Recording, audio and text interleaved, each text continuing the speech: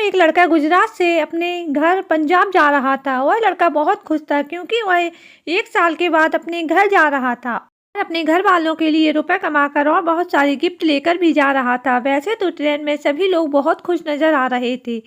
सभी अंताक्षरी खेल रहे थे, झूम रहे थे, लेकिन वह लड़का जिसका नाम सोनू होता है वह सबसे ज़्यादा खुश था। शायद इसलिए खुश था कि उसके सामने वाली सीट पर एक बहुत ही खूबसूरत लड़की बैठी थी। सबकी निगाहें उस लड़की की तरफ ही थी, लेकिन न जाने कब उस लड़की से उस लड़के को प्यार हो जाता है। कहते हैं ना दोस्तों, पहली नज़र का प्यार। और वह लड़की भी चोरी चोरी नज़रों से उस लड़के को देख रही थी। शायद वह लड़की भी उस लड़के को पसंद कर रही थी। आप दोस्तों अंदाज़ा लगा सकते हैं कि दोनों दिलों पर क्या बीत रही होगी, उनका क्या हाल रहा होगा। लेकिन कहते हैं ना, सफ़र में किसी अनजान पर भरोसा नहीं करना चाहिए। सफ़र में कोई भी किसी का नहीं होता है, कुछ भी अनहोनी हो सकती है। दोस्तों उस लड़के के साथ भी वही होता है जो उसने कभी सोचा ही नहीं था। दोस्तों बहुत ही खूबसूरत और दिल को छू लेने वाली कहानी है। कहानी शुरू करने से पहले आप लोगों से एक ही रिक्वेस्ट है, कहानी पसंद आए तो वीडियो को लाइक और चैनल को सब्सक्राइब करना बिल्कुल ना भूलें। चलिए शुरू करते हैं कहानी। लड़के का नाम सोनू होता है। वह 1 साल के बाद अपने शहर पंजाब आ रहा था। गुजरात में एक बड़ी कंपनी में काम करता था। उसकी फार्मा कंपनी में नौकरी थी। फरवरी में उसकी बहन की शादी थी, इसलिए वह अपनी बहन की शादी में शामिल होने के लिए पंजाब जा रहा था। और दोस्तों केवल 2 ही दिन बचे थे उसकी बहन की शादी को। वह अपनी सीट पर जाकर अपना बैग लेकर बैठ जाता है। तभी एक परिवार घुसता है। पूरा कंपार्टमेंट परफ्यूम की महक से भर जाता है। दोस्तों एक लड़की और उसके माता पिता और इसका छोटा भाई, ये चारों लोग आकर बैठ जाते हैं। और उसकी लड़की की उम्र भी 22-23 साल की होगी। उसका नाम सानिया होता है। वह बेहद ही खूबसूरत थी और जैसे ही सीट पर आकर बैठती सबकी नज़रें उसे ही देख रही थी। और सोनू उसकी जस्ट सामने वाली सीट पर बैठा था। वह सोनू को देखकर मुस्कुरा देती है और सोनू भी चोर नज़रों से उसे देख रहा था। फिर वह पूछती है कि आपकी सीट कौन सी है, तो सोनू कहता है मेरी नीचे वाली सीट है। तो वह कहती है मेरे पापा की ऊपर वाली सीट है। मेरे पापा को ऊपर चढ़ने में दिक्कत होती है। अगर आप सीट चेंज कर लेंगे तो आपकी बहुत मेहरबानी होगी। मेरे मम्मी पापा नीचे सो जाएंगे और आप ऊपर सो जाना और मैं भी ऊपर ही सो जाऊंगी। उसकी मुस्कुराहट इतनी कातिलाना थी कि वह देखते ही घायल हो जाता है और कहता है ठीक है कोई बात नहीं, मैं ऊपर ही सो जाऊंगा और आंटी अंकल नीचे सो जाएंगे, मुझे कोई दिक्कत नहीं है। दोस्तों उसके बाद वह थैंक यू बोलती है और फिर मुस्कुराती है और सभी लोग अपने अपने सामान अच्छे से रखते हैं। इतनी देर में इन दोनों के बीच इतनी बातें भी हो जाती हैं और किसी को पता ही नहीं चलता है और शायद पहली नज़र का प्यार भी हो जाता है। दोस्तों जब सारे लोग सामान रखने में बिजी थे, यह दोनों एक साथ बैठ जाते हैं और ट्रेन चल पड़ती है। सारे अपने अपने मोबाइल में बिजी हो जाते हैं, लेकिन जो सोनू था वह बार बार सानिया को ही देखे जा रहा था। कभी कभी सानिया भी उसकी तरफ देखकर मुस्कुरा देती थी। दोस्तों जब पहली बार सानिया उसे देखती तो अपनी नज़र झुका लेता था और जब वह देखता था तो सानिया अपनी नज़रें झुका लेती थी। ऐसे ही एक दूसरे को चोरी छुपे देखे जा रहे थे। धीरे धीरे उनका डर गायब हो जाता है और सारे लोग अपने अपने कामों में बिजी हो जाते हैं। कोई मोबाइल में बिजी हो जाता है तो बात करने में बिजी हो जाता है। ऐसे ही सब अपनी अपनी कहानी में बिजी हो जाते हैं। जब 2 घंटे हो जाते हैं तो सोनू होता है वह वॉशरूम की तरफ जाने लगता है। जब वह पीछे से देखता है कि सानिया भी उसके पीछे आ रही है तो वह रुक जाता है। सानिया पूछती है कि तुम रुक क्यों गए, तो सोनू कहता है तुम्हारे लिए रुक गया हूँ। तो सानिया मुस्कुरा देती है और कहती है अच्छा जी, मेरे लिए रुक गए हो, लगता है मेरे लिए ही ट्रेन में आए हो। तो वह बोलता है शायद भगवान को भी हम लोगों को इसी तरह मिलवाना था, इसलिए मैं तुम्हारे साथ तुम्हारी ही ट्रेन में, तुम्हारे ही डिब्बे में और तुम्हारे ही सामने वाली सीट में बैठा हूँ। इसे भगवान की मर्जी ही कहते हैं, सोनू ने कहा और हंसने लगा। तो सानिया कहती है ऐसा कुछ नहीं होता है मिस्टर, तुम बिल्कुल पागल हो, वह केवल इत्तेफाक होता है। फिर सानिया कहती है कि तुम मुझे घूर घूर कर क्यों देख रहे हो, तुम्हें और कुछ काम नहीं है, मुझे ही घूरे जा रहे हो। मुझे तो डर लगता है कि कहीं मेरे मम्मी पापा को पता न चल जाए। और बगल वाली सीट पर 2 अंकल बैठे हैं, वह भी बड़े गौर से तुम्हें ही देख रहे हैं। तो वह कहता है क्या करूं, दिल है कि मानता ही नहीं है। फिर वह कहता है धीमे से, रब ने बनाया तुझे मेरे लिए। वह लड़की कहती है तुम भी ना बिल्कुल पागल हो, फ्लर्ट करने की कोई भी ज़रूरत नहीं है, मैं तुम जैसे लड़कों को जानती हूँ, हम एक दूसरे से अनजान हैं। तो सोनू कहता है ऐसा करो, तुम मेरा नंबर ले लो और मेरा नाम सोनू है। अब हम तो अनजान नहीं हैं, हम एक दूसरे को जानते हैं। सोनू कहता है फिर मैं तुम्हें देखूंगा भी नहीं, हम दोनों व्हाट्सएप से चैटिंग करके बात करेंगे। उसके बाद वह कहती है ठीक है, और एक दूसरे का नंबर एक्सचेंज कर लेते हैं। फिर सोनू चला जाता है और अपनी सीट पर बैठ जाता है। सानिया भी आती है और भी अपनी सीट पर आकर बैठ जाती है। अब दोस्तों सोनू ने व्हाट्सएप पे सानिया को ऐड कर लिया और फिर हाय लिख कर भेजा, और शाम 6 बज गए थे। चाय वगैरह पीने का टाइम हो गया था। चाय वाले भी बहुत से लोग निकल रहे थे, तो सोनू ने जो था वह सबके लिए चाय लेता है। क्योंकि सर्दियों का मौसम था तो सबको एक एक चाय देता है। सानिया उसकी मम्मी पापा मना भी करते हैं, लेकिन वह कहता है अंकल मैं भी तो आपके बेटे की तरह हूँ। फिर सभी लोग चाय वगैरह पीते हैं, और चाय पीते पीते एक दूसरे से दोनों चैटिंग बराबर कर रहे थे और एक दूसरे से चाय बदल लेते हैं। और सानिया मैसेज करती है कि झूठी चाय पीने से प्यार बढ़ता है। तो सोनू कहता है कि अच्छा जी, मुझे तो पता ही नहीं था। अच्छा हुआ तुमने मुझे बता दिया, तभी मैं सोचूं चाय इतनी मीठी क्यों लग रही है। दोस्तों इस तरह दोनों एक दूसरे से प्यार का इजहार कर देते हैं, और दोनों एक चलती हुई ट्रेन में इतने लोगों के बीच बचा के एक दूसरे के साथ खूबसूरत सफ़र एंजॉय कर रहे थे। आज से पहले सोनू ने इतने सफ़र किए थे, लेकिन कोई भी सफ़र इतना खूबसूरत ना सुहावना नहीं था। सानिया के पापा सोनू से कहते हैं कि बेटा तुम्हें कहाँ तक जाना है। तो वह कहता है अंकल मुझे पंजाब जाना है, और वहीं का हूँ। यहाँ पर गुजरात में फार्मा कंपनी में जॉब करता हूँ एज ए प्रोडक्शन मैनेजर। ऐसे ही दोस्तों 9 बज जाते हैं, खाने का टाइम आता है, उसके बाद सोने की बारी आती है। और फिर सोनू कहता है कि अंकल आप यहाँ पर लेट जाइए और ऊपर वाली सीट पर मैं चला जाता हूँ। फिर थोड़ी देर बाद सानिया भी अपनी माँ से कहती है माँ आप नीचे लेट जाइए, मैं ऊपर सो जाऊँगी। और उसका भाई बीच वाली सीट पर लेट जाता है। अब दोस्तों दोनों आमने सामने लेट जाते हैं। दोनों एक दूसरे को देखे जा रहे थे, आंखों में ही देख रहे थे। उन्हें नींद कहाँ चैन कहाँ था, एक दूसरे को छुप छुप कर ही देखे जा रहे थे। तो ऊपर वाली सीट पर जो अंकल जी सोए थे उनकी ही तरफ देख रहे थे, लेकिन उन्हें इससे कोई फर्क नहीं पड़ रहा था। बस वह पैरों की तरफ ही देख रहे थे। वह उनके चेहरे को आंखों से क्या कर रहे हैं वह नहीं समझ पा रहे थे। दोस्तों उसके बाद चैटिंग की शुरुआत होती है। बहुत सारी बातें होती हैं, क्या करते हो, कहाँ रहते हो, कहाँ गांव है, यह सब पता चलता है। जहाँ पर सानिया का घर होता है वहाँ से 10-11 किलोमीटर दूर सोनू का घर होता है। अब दोस्तों सानिया सोनू से पूछती है क्या तुम्हारी कोई गर्लफ्रेंड है। तो सोनू कहता है हाँ है। तो इस पर सानिया जल जाती है और कहती है कि फिर मुझसे बात क्यों कर रहे हो, जब तुम्हारी गर्लफ्रेंड है तो उसी से बात करो। तो वह मैसेज में सॉरी लिखकर भेजता है और कहता है कि तुम ही तो मेरी गर्लफ्रेंड हो, तुम्हारे बारे में ही तो कह रहा हूँ। इस पर सानिया शर्मा जाती है। फिर वह कहता है कि तुम्हारा कोई बॉयफ्रेंड है। तो सानिया कहती है नहीं मेरा कोई बॉयफ्रेंड नहीं है। तो सोनू कहता है मुझे अपना बॉयफ्रेंड बना लो।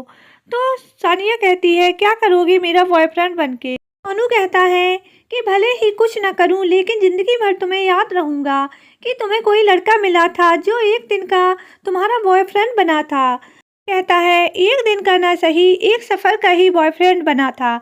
और एक दूसरे से हंसी मजाक करते हैं और हंसने लगते हैं। फिर एक दूसरे की फ़ोटो शेयर करते हैं और दूसरे के घर की फ़ोटो भी शेयर करते हैं। ऐसी बहुत सारी बातें करते हैं। जब आधी रात हो जाती है, सारे लोग सो जाते हैं, तो सोनू कहता है मेरी सीट पर आ जाओ सानिया। वह कहती है नहीं पागल हो गए हो क्या, तुम्हारी सीट पर क्यों आऊँ, यह ट्रेन है, तुम्हें डर नहीं लगता है। तो वह कहता है नहीं मुझे बिल्कुल डर नहीं लग रहा है, तुम आ जाओ, नहीं तो मैं तुम्हारी सीट पर आ जाऊँगा। वह उसको मना करती रहती है कि नहीं ऐसा मत करो, कोई जाग जाएगा तो तुरंत समझ जाएगा कि एक सीट पर 2 लोग हैं। और सामने वाली सीट पर देखो अंकल भले ही सो रहे हैं, लेकिन उनकी आँख खुल जाएगी तो उन्हें तुरंत पता चल जाएगा। फिर वह कहता है कि नहीं मैं आ रहा हूँ। तो वह कहती है तो मैं नीचे चली जाऊँगी अगर तुमने जिद करोगे। अब दोस्तों उसके बाद वह कहता है कि ठीक है नीचे मत जाओ, मैं नहीं आऊँगा, डरो मत। उसके बाद सानिया कहती है कि चलो अब सो जाओ, दिमाग ख़राब मत करो, गुड नाइट का मैसेज कर देते हैं। उसके बाद सानिया सो जाती है। सोनू उसे 2-4 बार और मैसेज करता है, उसको जगाने की कोशिश करता है, लेकिन उसे नींद आ रही थी, वह सो जाती है। इधर वह भी सो जाता है। सुबह होती है, सारे लोग उठते हैं। सोनू निकलने के लिए अपना बैग ढूंढता है तो दोस्तों उसका बैग नहीं मिलता है। उसका बैग गायब हो चुका था, उसके चेहरे की हवाइयाँ उड़ गई थी। इधर उधर हड़बड़ी में अपना सामान निकालता है, बैग ढूंढता है, लेकिन उसका बैग बिल्कुल गायब हो चुका था। और दोस्तों 2 ही दिन रह गए थे उसकी बहन की शादी को। अपनी बहन के लिए उसने गहना खरीद रखे थे, मोबाइल ले रखा था, उसके अलावा दूल्हे के लिए उसमें चेन वगैरह, अंगूठी, बहुत सा सामान था। करीब 2 लाख से ज़्यादा का सामान था। कुल मिलाकर 2.5 लाख का सामान होगा। अब दोस्तों यह सारे लोगों को पता चलता है तो वह विश्वास नहीं करते हैं कि ऐसे कैसे हो सकता है। जब वह रसीद दिखाता है, देखो यह मैंने परसों ही गहने खरीदे थे अपनी बहन बहनोई के लिए। और सारे लोग समझ जाते हैं कि इसका बैग चोरी हो गया है। फिर वह कहते हैं कितने लापरवाह आदमी हो, इतनी दूर से गहने लाने की क्या ज़रूरत थी, गहने तो तुम पंजाब में ही खरीद लेते। तो वह कहता है कि माँ ने कहा था वहाँ का गोल्ड बहुत अच्छा होता है और मेरे बॉस की भी जान पहचान थी, इसलिए माँ ने कहा वहीं से ले आना। मुझे क्या पता था ऐसा हो जाएगा। दोस्तों वह झटपटा रहा था, अब इतने लोगों के सामने फूट फूट कर रोता भी नहीं, लेकिन उसकी आंखों से आंसू निकलने लगे थे, जिसको देखकर लोगों को बहुत तकलीफ हो रही थी। सानिया को भी बहुत दुख हो रहा था, वह दुख अपना जता नहीं रही थी। और सोनू के बाद अगर किसी को सबसे ज़्यादा दुख हो रहा था तो वह थी सानिया। लोग उससे पूछते हैं कि तुम्हारे पास और पैसे नहीं हैं, तो वह बोलता है कि मेरे पास सिर्फ 1 लाख खाते में पड़े हैं, शादी का सारा खर्च उसी से होना है, इसके अलावा मेरे पास कुछ पैसे नहीं हैं। अब दोस्तों क्या करें क्या ना करें। उसके बाद वह मुँह लटकाए बैठे जाता है, चाय पीता है, नाम कुल्ला करता है। वह सारे लोग उसको बहुत समझाते हैं, तब वह चाय पीता है। उसके बाद बाथरूम की तरफ जाता है। जब वह बाथरूम की तरफ जाता है तो सानिया अपनी मम्मी से कहती है, मम्मी देखो उसकी बहन की शादी है, वह इतना परेशान है, देखने में भी ठीक ठाक लग रहा है और पैसे भी शायद ठीक ठाक कमाता होगा। अपने गांव के बगल का ही है, 10-11 किलोमीटर दूर रहता है। क्योंकि उसके पिताजी पूछते हैं तो उसने बताया था कि वह पंजाब के पास का रहने वाला है, तो अगर उसकी थोड़ी सी मदद कर देते हैं तो शायद उससे अच्छा काम कुछ नहीं हो सकता है। उसके बहन की शादी है। तो उसके पापा यह बात सुनते हैं तो वह कहते हैं बेटा ठीक है, लेकिन क्या पता वह देगा कि नहीं, क्या पता वह झूठ बोल रहा होगा कि सही बोल रहा है। तब सानिया कहती है नहीं मम्मी, वह सही बोल रहा है, झूठ क्यों बोलेगा, इतना तो परेशान हो रहा है बेचारा, अगर झूठ बोलता तो इतना परेशान नहीं होता, वैसे भी झूठ क्यों बोलेगा। उसके पापा जो थे बगल की सीट पर 2 लोग बैठे थे, उनसे पूछते हैं कि भाई साहब यह लड़का सही बोल रहा है क्या, सच में उसका सामान चोरी हो गया है। तब वह लोग कहते हैं हाँ भाई साहब बिल्कुल सही कह रहा है, उसका सामान चोरी हो गया है, क्योंकि जब वह व्यक्ति आया है था तो आप लोग नहीं थे, हम लोग यहाँ पर बैठे थे, तब हमने देखा था उसके हाथ में 2 बैग थे और उसको कभी ऊपर रख रहा था कभी नीचे रख रहा था। अब यह नहीं पता कि उसमें क्या रखा था, लेकिन उसका एक बैग गायब है। वह सही कह रहा है और ऐसा लग रहा है उसका सारा सामान चोरी हो गया है। तो वही लोग बात करते हैं कि चलो आने दो, फिर कुछ डिसाइड करते हैं, बात करते हैं। सानिया के पापा उससे पूछते हैं कि सोनू कितने का सामान होता है, तो वह कहता है अंकल 2 लाख से ज़्यादा का सामान था। फिर वह कहते हैं क्या तुम्हारा कोई रिश्तेदार नहीं है जो तुमको पैसे दे दे, तो वह कहता है अंकल मेरे रिश्तेदार में एक मैं ही हूँ जो ठीक ठाक कमाता हूँ, बाकी रिश्तेदारी में ऐसा कोई नहीं है जो पैसों की मदद कर सके। बस एक बात कि सिर्फ 2 ही दिन बचे हैं मेरी बहन की शादी को, अगर महीने 2 महीने होते तो मैं पैसे अरेंज कर लेता। फिर वह पूछते हैं कि बेटा तुम कितना कमाते हो, तो वह कहता है अंकल मैं हर महीने 60,000 कमाता हूँ, अंकल अगर ज़्यादा काम आ जाता है तो ऊपरी भी कमा लेता हूँ, इस तरह से 70,000 हर महीने कमा लेता हूँ। तो वह कहते हैं तुम मुझसे लेना चाहो तो 2 लाख ले सकते हो, हर महीने मुझे किस्तों में देते रहना।